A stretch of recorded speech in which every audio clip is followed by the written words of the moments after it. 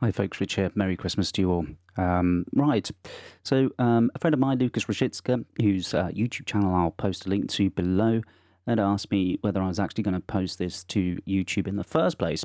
There's a wonderful group which forms part of a number of groups for Studio One users called Studio One Sessions. I'll post a link to that too.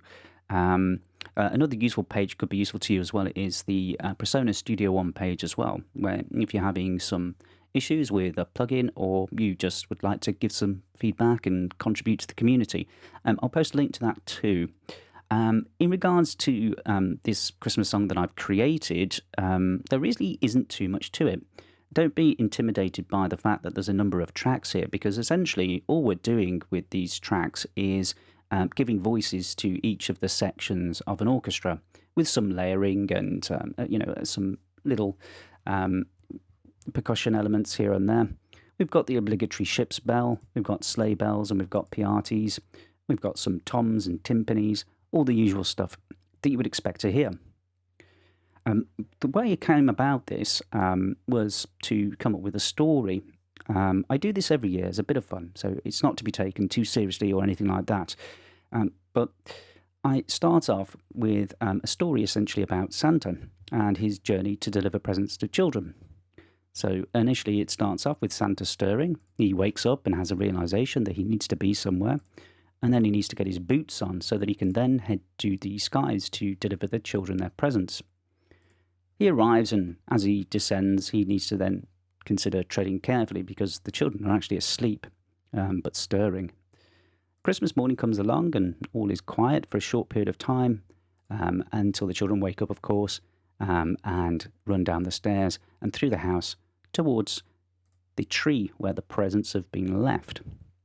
So it's fairly simplistic in its story. It has a beginning, a middle, and an end, I suppose. With the layering, I've used some orchestral tools from the Arc series where it becomes more energetic, just to give it a bit of punch. I use a few things from Spitfire, such as angular string evolutions, and they're quite quiet in the mix, and you probably won't notice them too much, but it just adds a little bit of texture to the overall sound. I do the same thing with the Spitfire Tundra as well, at the beginning there, with some low brass and some low woods. And that's really just to complement the flute parts at the beginning that then sort of transitions into the bass flute, oboes, and of course cor anglais, which is one of my favourites. We of course use Spitfire for the strings, so this is the Spitfire Symphonic Orchestra, the blue section, which is the Spitfire Symphonic Winds, and the red is the Symphonic Brass, also by Spitfire. So we're using a number of different libraries here. I take some of the sounds in regards to toms and timpani and that kind of thing from a number of libraries, including notably Keep Forest, and we use a few choirs from the Arc series as well, which includes, of course, Children Legato.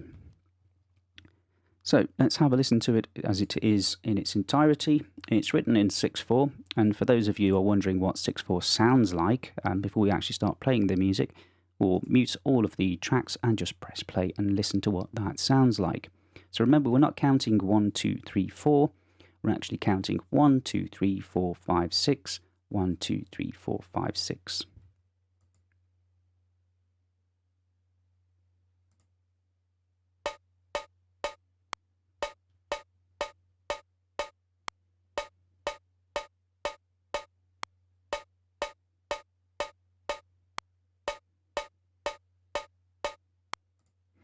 Okay, so you get an idea as to the rhythm, if you like, behind the song.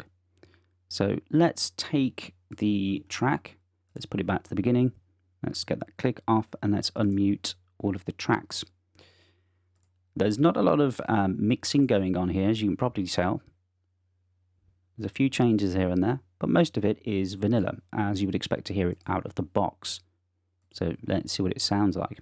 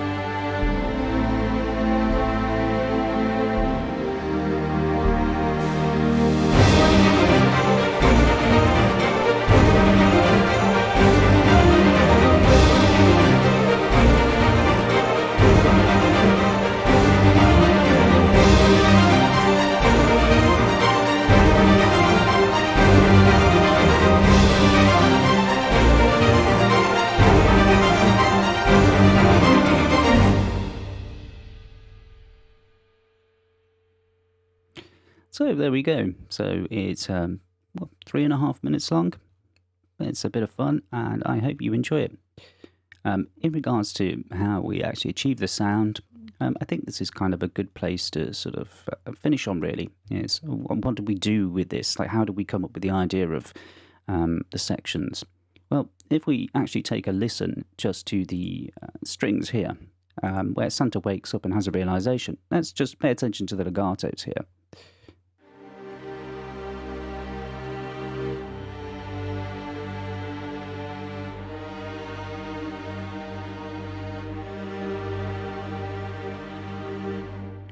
Well, what we do is we borrow that theme. Of course, Santa's sort of stirring or waking and having a realization.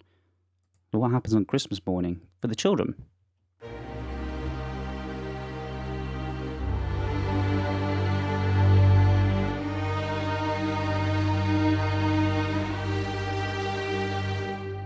So we borrow the theme and we make some changes.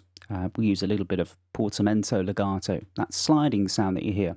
It's a little bit more intense, of course, because we're getting closer to the running down the stairs section. In regard to things like the spiccatos, for example, we do a lot of borrowing in this regard, so let's have a look at this part here. We'll just turn those off for now and just listen to the spiccato section.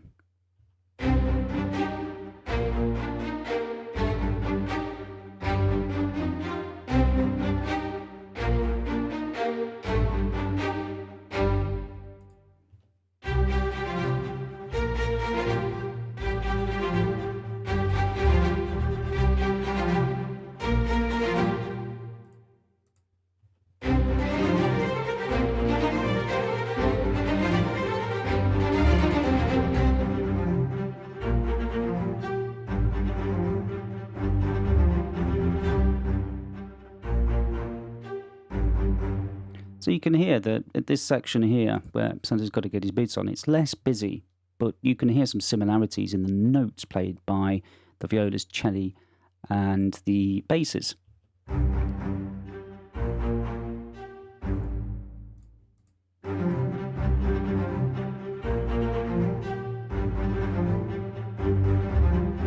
So the only difference essentially is that we're borrowing from this section and adding some more accent notes when the children are running down the stairs.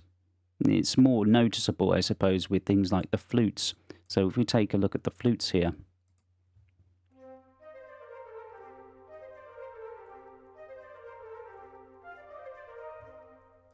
And then we go to the end section here, where we have a number of different instruments, such as the bass flutes and the oboes, all working in unison.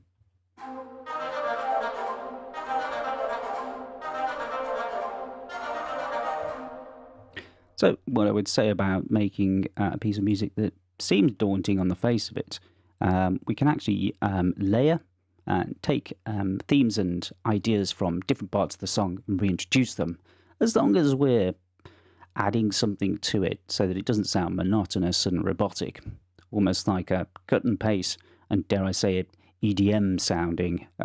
But I would challenge anybody that's getting into doing any kind of orchestral music or something similar.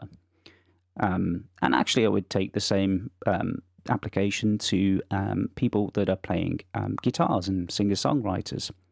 It's totally possible to steal or borrow from other parts of the song to deliver those either earlier or later on in a composition. This isn't the be-all and end-all, of course, but I hope it will kind of inspire you to not get bogged down in the detail too much. Not every single bar needs to be different in some way or another, but you can do little things like adding some automation, a little bit of modulation to different sounds to give it some life. And with that, I wish you all a Merry Christmas, and I will see you very soon.